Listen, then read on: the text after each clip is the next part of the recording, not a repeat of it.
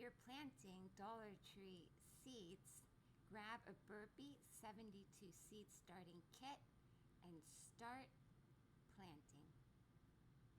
The zinnias on the right had a higher success rate, 100%, as opposed to the wildflowers on the left side. We recommend the zinnias. Make sure your soil cylinders are standing straight up. I repeat, make sure your soil cylinders are standing straight up. Add 3 seeds to each soil pod. Follow the directions on the back of the Burpee 72 seed starting kit. Cover your seeds, put it by a window with good lighting, and in 4 days your seeds will start to sprout. Here are the seeds popping up. Be patient, you'll need to wait till the second set of leaves grow in. In the meantime, make sure the bottom has water inside, but not too much. And remember to open the lid as soon as they pop up like this.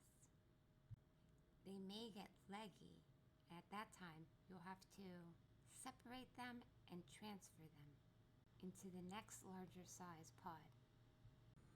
In this stage, you'll need to keep an eye on them daily. It's so exciting to watch them grow. This zinnia is in its 3rd transfer home. That means it's already been pinched and moved twice.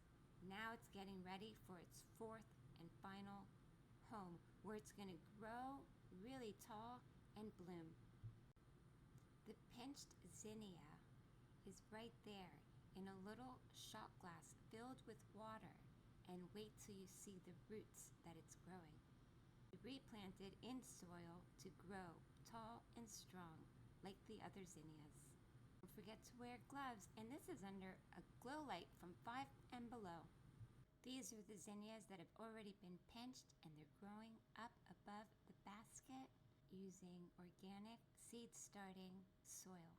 They're in full sun, and I'm thinking to move them to partial shade soon.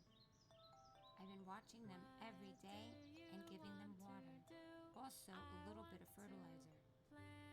Here is another one in a basket, but with the strings to help them grow tall, up, and strong. The reason we did this was because we saw them starting to droop. We're waiting for blooms.